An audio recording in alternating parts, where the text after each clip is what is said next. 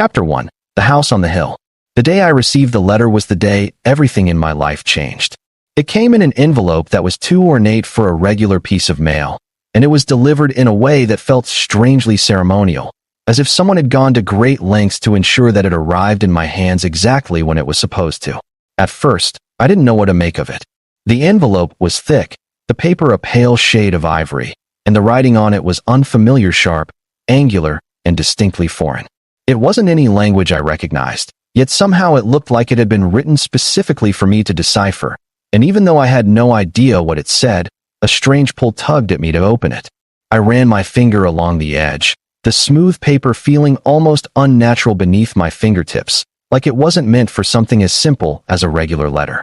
When I opened the seal, I didn't expect to find what I did. A document that looked both old and new, somehow timeless, inside. The scent that emanated from the envelope wasn't the usual stale smell of paper. It was faintly metallic, almost like it had been touched by the stars themselves. I stared at the first few lines of text, the strange, unfamiliar symbols swirling before my eyes, but I couldn't understand them. My eyes darted back and forth as I tried to make sense of the words, and it wasn't until I reached the bottom of the page that my brain finally processed the meaning. The document was addressed to me. You have inherited the estate of Arissa, daughter of Syria, from the house of Zira. My heart stopped for a second, and I had to blink a few times to make sure I wasn't imagining it. Arissa. The name was familiar, but just barely. It was the name of my grandmother, the one who had disappeared when I was a child, leaving behind a void in our family that no one ever seemed to want to talk about. It was as if she had never existed, as if her very name was a forbidden subject, one that was only ever mentioned in hushed tones when the family was convinced no one would overhear. But despite that, I'd grown up with stories about her, a woman who wasn't quite human, someone who had a life and a background that was too strange for any normal family to handle. My mother would never talk about her, always brushing aside the mention of her with a quickness that suggested anger, pain, or both. So, when I saw that name in front of me, in black ink, like it was an invitation to something I didn't know I was supposed to understand, I froze. I didn't know whether to feel elated or terrified. Why had she left me everything? And what kind of estate had she left me? The letter mentioned her house located on a hill outside the city, a place I had never heard of before, but something about the name felt hauntingly familiar. The House of Zira. Zira wasn't a name anyone in my family had ever spoken of. It was one of those words that seemed to hang in the air, only hinted at, never fully explained. There were too many mysteries surrounding that name, too many whispers and old legends that my mother, with her stern, no-nonsense attitude, refused to entertain. And yet, now here I was, holding this letter, this key to a place I couldn't even begin to fathom. I looked around my small apartment, the sterile, beige walls reflecting the very banality of my life. I'd been living paycheck to paycheck for years, paying rent on a cramped space that barely fit the bare necessities. Nothing about my life had ever seemed extraordinary, nothing worth writing home about, and if I'm honest, I had never wanted it to be. I was the kind of person who stayed out of the spotlight, who blended into the background, content to drift along with the currents of life without causing a stir. I had no grand ambitions, no dreams of adventure or excitement. I had been content with mediocrity, with the predictable safety of my routine, working as a tech support specialist for an outdated communications company, dealing with problems I knew I would never fix in any meaningful way. It wasn't glamorous work, and it wasn't fulfilling, but it paid the bills. And sometimes, that was enough. But here I was, holding a letter that shattered the world I had built for myself, thrusting me into a story I hadn't asked for, one I was afraid to learn more about, but somehow couldn't resist. The letter instructed me to go to the house. It didn't tell me what I was going to find there, nor did it offer any kind of reassurance. It just gave an address, a location that, in the back of my mind, felt both alien and familiar. I had no idea what was waiting for me, but the more I looked at the words, the more something inside me urged me to go. Maybe it was curiosity. Maybe it was the lack of anything else in my life to distract me. But something told me this was the next step in a journey I hadn't signed up for, but one I was now a part of. I spent the next few days in a haze, unable to focus on anything but the letter. It sat on my kitchen counter, beckoning to me like an unanswered question I couldn't shake. I spent hours researching the House of Zira, trying to find any clue that would tell me what I was getting into, but each time I looked, I came up empty. My grandmother had been a ghost in our family's history, her presence erased in a way that seemed too deliberate to be natural. The few scraps of information I could find online were vague at best, mentions of old stories, rumors of alien bloodlines, of a house built with technologies and knowledge that didn't seem to belong in the modern world. When the time finally came to visit, I took a deep breath and grabbed my coat, leaving the apartment behind like a life I was preparing to forget. The house was located on a hill outside the city, a place where old, decaying estates were scattered like forgotten memories. The journey there felt like a slow march into something unknown, each passing mile weighing heavily on my chest. The roads leading to the hill were narrow and overgrown, lined with ancient trees that seemed to be reaching toward the sky like twisted hands begging for release. The further I drove, the more it felt as if the world around me was closing in. The landscape seemed eerie, as if it were holding its breath, waiting for something or someone to arrive. When I reached the house, I was stunned into silence. It wasn't just a house. It was a mansion, an imposing structure that seemed too large for its surroundings, almost as if it had been built for another era or another world. The architecture was bizarre, combining elements of classic human design with shapes and angles that defied earthly logic. The house itself seemed to breathe, its silhouette shifting ever so slightly, as if it were alive, aware of my presence. The front doors were enormous, made of dark wood with strange symbols carved into them, symbols that seemed to move ever so slightly in the corner of my vision, like they were waiting for me to understand their meaning. My heart raced as I approached, a part of me begging to turn back, to leave it all behind. But another part of me, the part that had been pulled here by fate, stepped forward, reaching for the door handle. As soon as my hand touched the cold metal, the doors creaked open with a sound that seemed too loud for the stillness of the air around me. I stepped inside, my senses assaulted by the overwhelming musty scent of old wood and something metallic. The inside was just as strange as the outside, the rooms full of unfamiliar objects, some of which looked like relics from another time, while others looked disturbingly futuristic. I could feel my pulse pounding in my ears as I walked deeper into the house, every step echoing through the empty halls. There was an unnatural silence, as though the house itself were waiting for me to do something. It was the kind of silence that pressed against your skin, that made you feel like you were being watched. I felt a strange unease building in my chest, a sensation I couldn't shake. I had come here to find answers, but the deeper I went, the more questions arose. And then, as I wandered further into the house, I found it something I never expected. A hidden room. A doorway that had been concealed behind a large tapestry, its surface smooth and cold to the touch. It was a door I had passed by multiple times, never noticing it.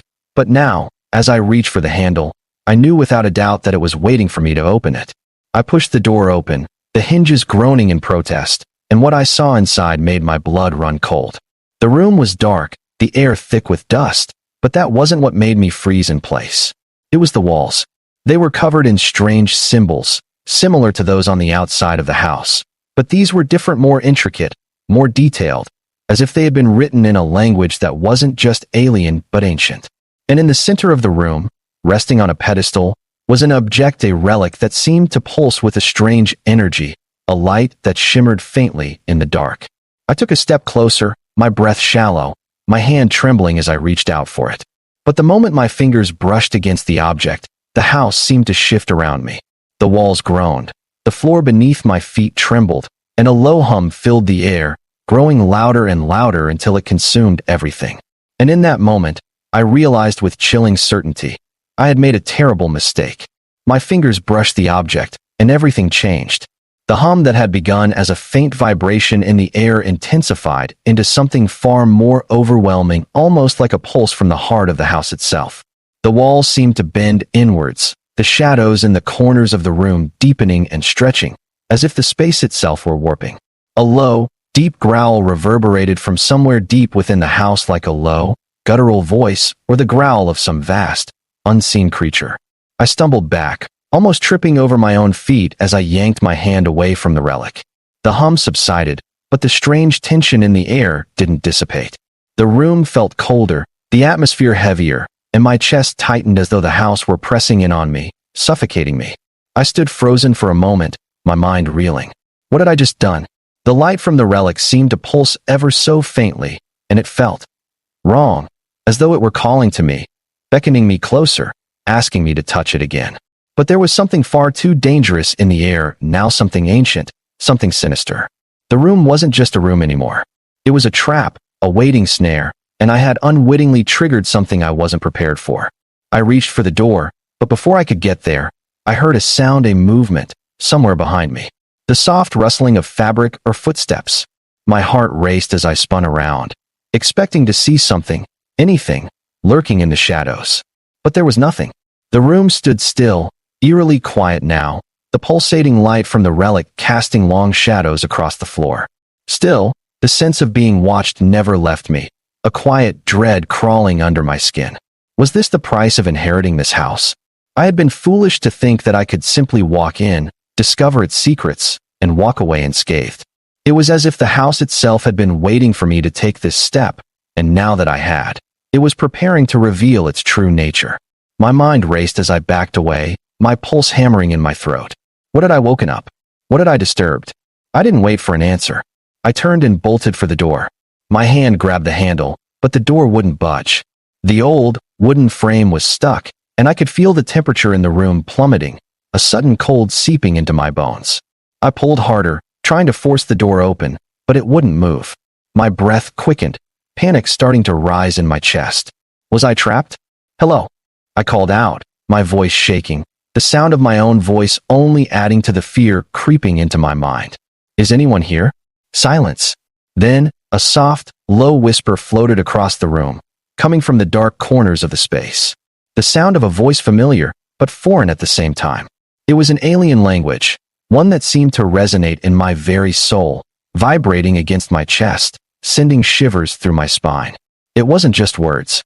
It was something deeper, something primal, like the house itself was speaking, trying to reach inside my mind.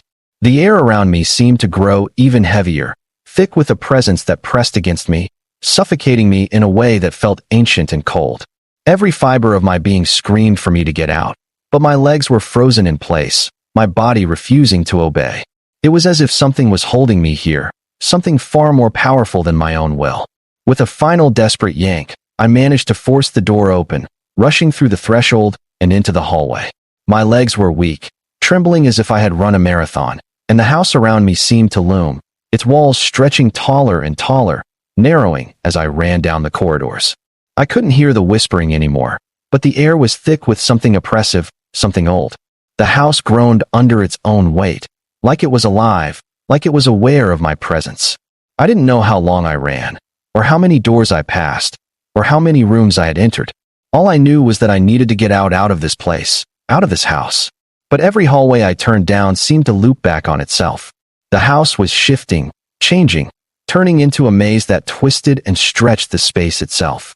I had no sense of direction, and every step I took only led me deeper into the labyrinth. My breath was ragged now, panic clawing at my throat, when I finally reached a large, open room.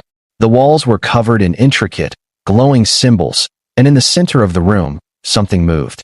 It was a figure, tall and cloaked, its features obscured by the shadows, but it was there. The whispering had returned, but this time, it was clear it wasn't just a language. It was a call, a command. Welcome, heir to Zira. The figure intoned in a voice that echoed in my mind. You have arrived at last. Your bloodline has been waiting for you. I stood frozen, unable to move, unable to speak. The words wrapped themselves around me, suffocating me in their weight, and for the first time, I realized what I had inherited wasn't just a house, it was a legacy. A legacy that came with a price. Chapter 2. The Truth Beneath. The room in which I found myself was vast, its ceilings high and arching toward the heavens, like some grand cathedral built in a forgotten age. The symbols that adorned the walls were glowing faintly, casting eerie lights that danced across the cold stone floor. The air felt different here, thick with ancient energy, charged with a power I couldn't understand, but could feel deep in my bones. It was a presence, an unseen force, something far more potent than anything I had ever encountered. The figure before me moved, its movements fluid and graceful despite the darkness of the room. Its cloak shifted, revealing nothing more than shadows, as though it were a part of the house itself. I could feel its gaze upon me, even though its face remained hidden. The sensation of being watched intensified, making my skin crawl with unease. "Who are you?" My voice trembled as I finally managed to speak, but the words felt weak, inadequate in the face of the vastness around me. The figure didn't respond right away. Instead, it raised its hand, and with a slow, deliberate motion, it gestured toward the walls. The symbols on the walls seemed to shift and change as it moved, rearranging themselves, forming new patterns that glowed brighter, more intensely. "Your bloodline, Arya." The figure finally spoke, its voice deep and resonant, the words reverberating in the chamber. "You are the heir to the House of Zira. This house is not merely a home, it is a place of power. It is a place where your ancestors forged their bond with the stars, with the forces of the cosmos themselves. You are the last of them, the last of a lineage that has existed for eons, waiting for you to return." I recoiled, stepping back as the words struck me like a physical blow. The weight of their meaning pressed down on me, and I could feel the pull of something ancient stirring in my blood, something that had always been there but had remained dormant, locked away.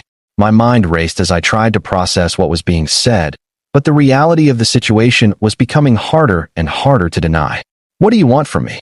I demanded, my voice growing stronger, though my heart pounded in my chest. The figure slowly stepped forward, its presence growing more imposing with each movement.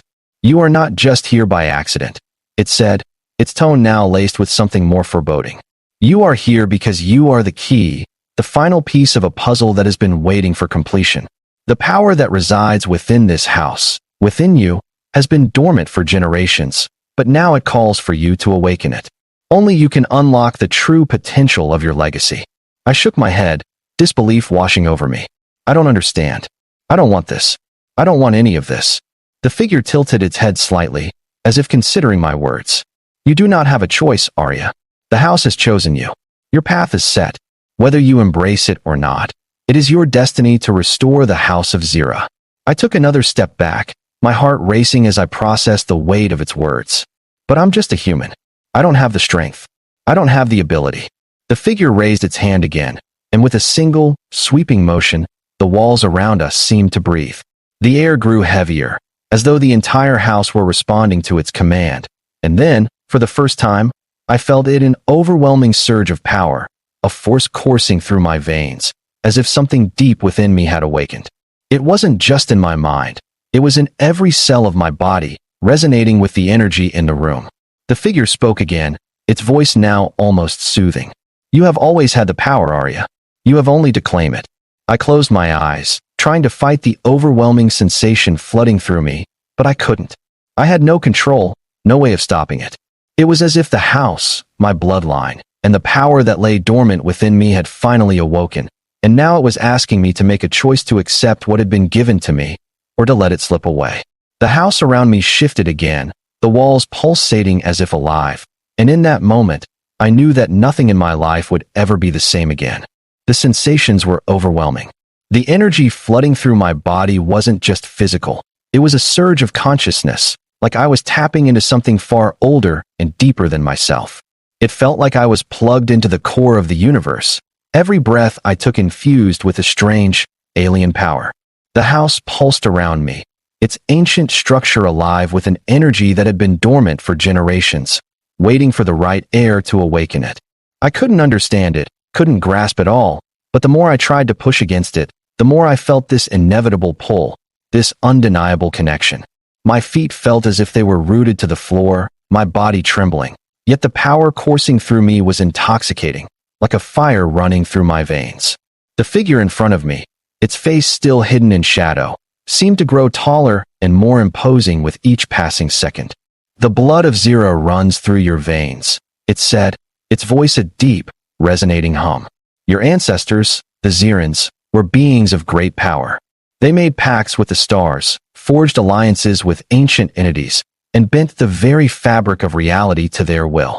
They sought knowledge, and through that knowledge, they found immortality not through their bodies, but through their influence, their presence, their connection to the vastness of the cosmos."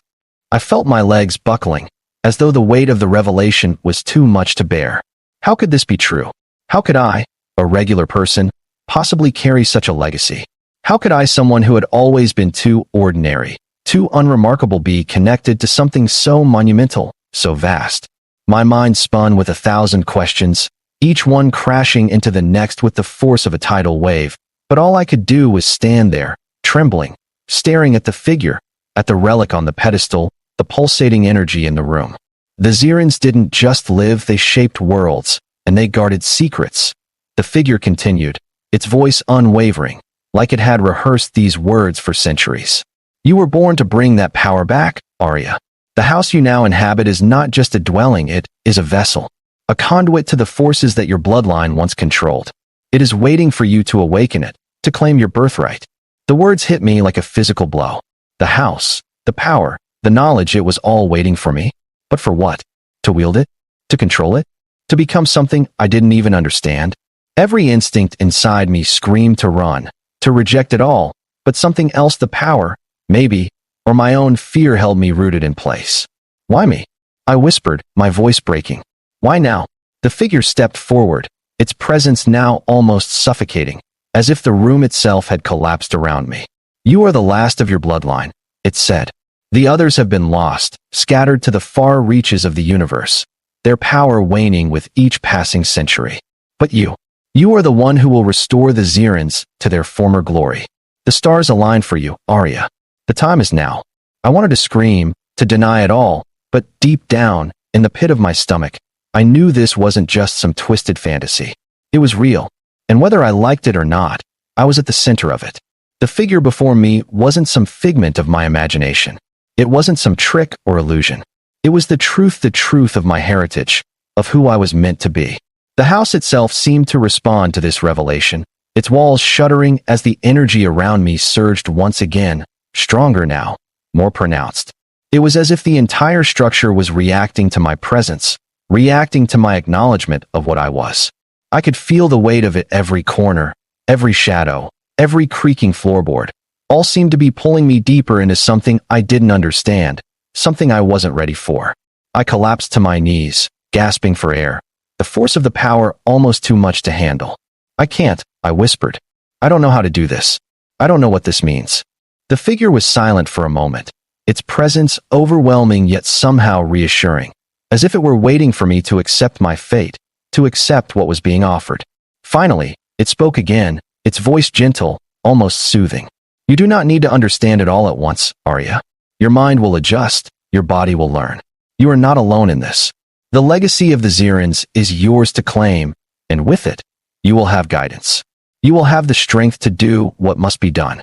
I shook my head, unable to process any more of it. I don't want this. I never asked for it.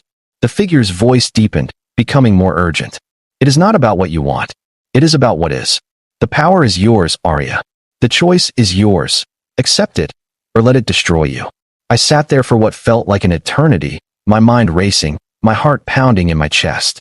Everything I thought I knew about myself, about my family, about life itself was a lie. It was all tied to this house, to these powers, to the very fabric of the universe itself. And somehow, I was caught in the middle of it all. The weight of the universe seemed to hang on my shoulders, and I felt myself drowning in it, the water rising higher and higher, until I thought I would be consumed by it.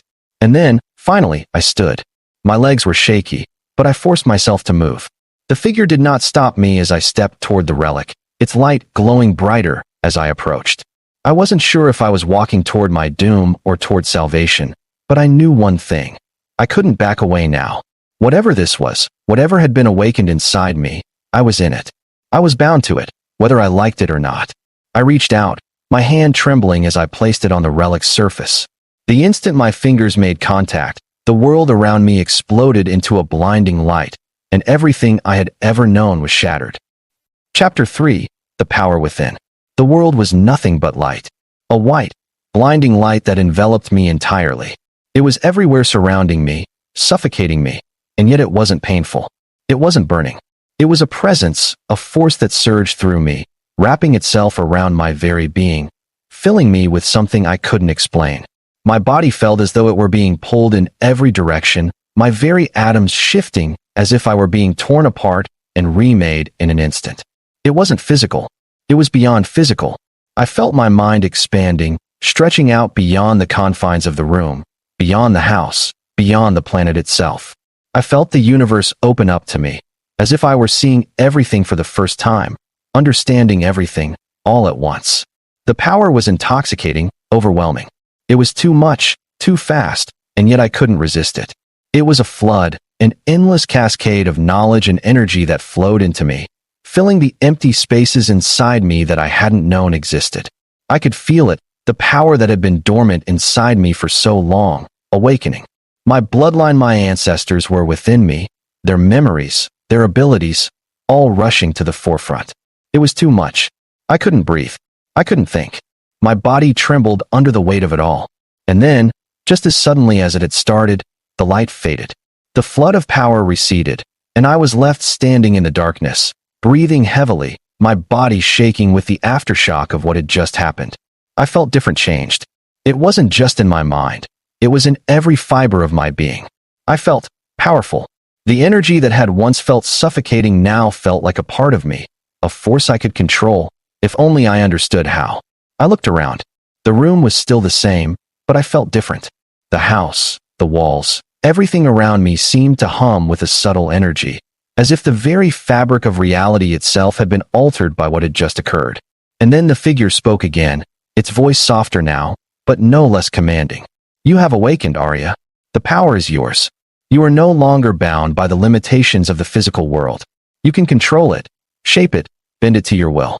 The House of Zira has chosen you, and now you will fulfill your destiny. I swallowed hard, my throat dry, my mind spinning. I don't know if I can do this, I admitted, my voice barely a whisper. I don't know how. The figure's tone was gentle, but still firm. You do not need to know everything, Arya. You will learn. The house will guide you. And when the time comes, you will know what must be done. I nodded, though I wasn't sure I believed it. Everything had changed in an instant, and I wasn't sure how I was supposed to reconcile this new power with the person I had always been. But as I stood there, feeling the weight of my bloodline and the power coursing through me, I realized one undeniable truth. There was no turning back. The light didn't fade, at least not immediately. It enveloped me like a cocoon, seeping into every pore, every fiber of my being, until I felt as though I were one with the house itself, as though my soul had merged with the very fabric of the universe. For a moment, I forgot who I was. I forgot the ordinary, mundane life I had lived before all this, before the letter, before the house, before the weight of the power that now surged through my veins. I was no longer just me. I was something else, something ancient, something vast. It wasn't just a feeling. It was a reality. The power wasn't just inside me, it was around me, through me. I could feel it in the air, vibrating through the walls, humming in the very stones beneath my feet. The house, the relic, the figure, all of it was a part of me now. The energy flowed in and out, as natural as breathing, as essential as the blood that ran through my body. It was a part of my bloodline, a gift and a curse passed down through generations. And as I stood there, consumed by this overwhelming force, I understood what the figure meant. The Zirans hadn't just been guardians of this power, they had been its masters. They had shaped it, bent it to their will, used it to transcend the physical realm. And now, I was the heir to that power. I was the one chosen to wield it. The thought was dizzying, terrifying. And yet, deep down, I knew that I had no choice. I could fight it, but the power would only grow, stronger with each passing second. I had awakened it, and now it was mine. I could feel its pulse, its rhythm, as if it were alive, as if it were calling to me, urging me to accept it, to claim it. I staggered back, my heart racing, my breath shallow. My hands were trembling, and I pressed them against my temples, trying to focus, trying to hold on to something familiar in the chaos of my mind. But there was nothing familiar anymore. Nothing was the same. Calm yourself. The figure's voice reverberated through the air, low and soothing, yet carrying an undeniable authority. You have embraced your inheritance. It is not something you can undo. You are no longer bound by the limitations of your human form. I wanted to scream, to push it all away, to return to the life I had known, the life that felt safe. But I couldn't. The power that now flowed through me was too much. I could feel it surging, pulling at my very being, pulling me towards something I didn't understand, but had no choice but to accept. The figure stepped closer, its shadow falling over me like a shroud. Your ancestors did not fear this power. They embraced it. They knew what it meant to be the heir of Zira. They knew what it meant to wield the stars themselves. I shook my head, my voice breaking as I managed to speak. But I'm not them. I don't understand. I don't know how to control it. The figure tilted its head slightly, as if considering my words. You will learn. You are the last of the Zirans, Arya. The last of your bloodline. The power you now wield was never meant for the weak. It is a gift and a burden. To use it, you must first understand it. To understand it, you must embrace it fully. The words felt like a weight pressing down on me. I didn't know if I could do it. I didn't know if I wanted to do it. But the truth was, there was no other choice. The power had awakened, and with it, everything that had been hidden from me was now laid bare. The house was alive. It was ancient, and it was mine. For the first time, I understood the meaning of the figure's words. The house wasn't just a home. It was a vessel, a conduit. It held the knowledge and power of the Zirans, and I was the key to unlocking it.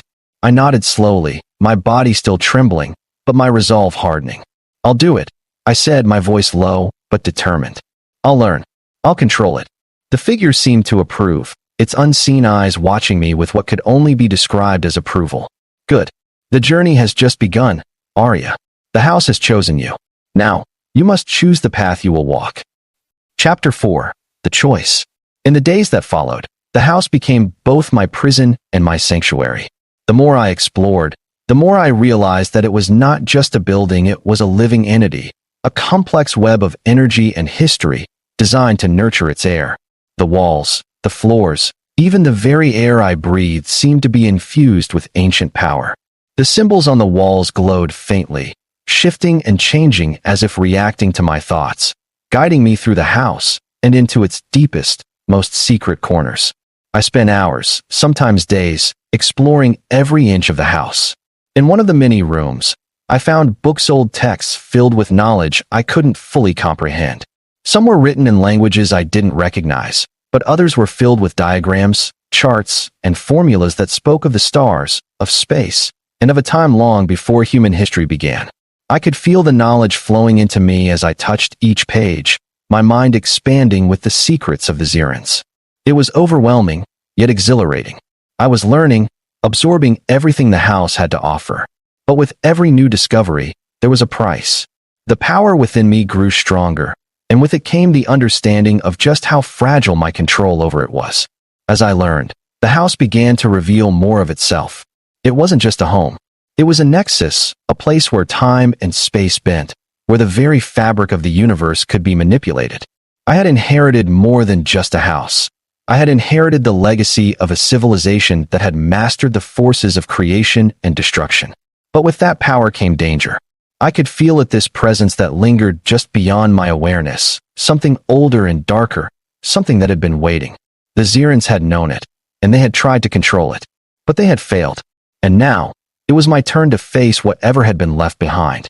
One evening, as I stood in the heart of the house, the relic glowing faintly in front of me, I felt the power inside me stirring. It was restless, eager, but there was something else, a darkness, an energy that pulsed just beyond my reach. I closed my eyes, trying to block it out, but the presence was growing stronger. It was a part of the house, a part of the power I had inherited.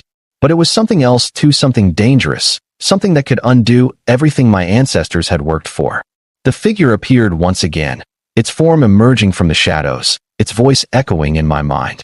You have learned much, Arya, it said, its tone both approving and wary. But there is a choice you must make. The power you wield can restore the Zirans to their former glory, but it can also destroy everything. The darkness that resides in this house is the key to your future.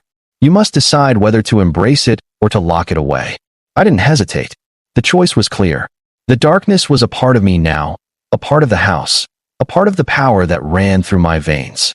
I could feel it calling to me, tempting me with the promise of untold strength, of control over the very universe itself.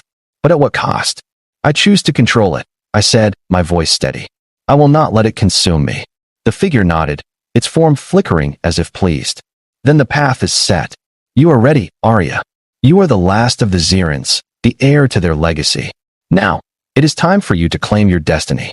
The house seemed to hum with approval, the walls vibrating with energy as the relic's glow intensified.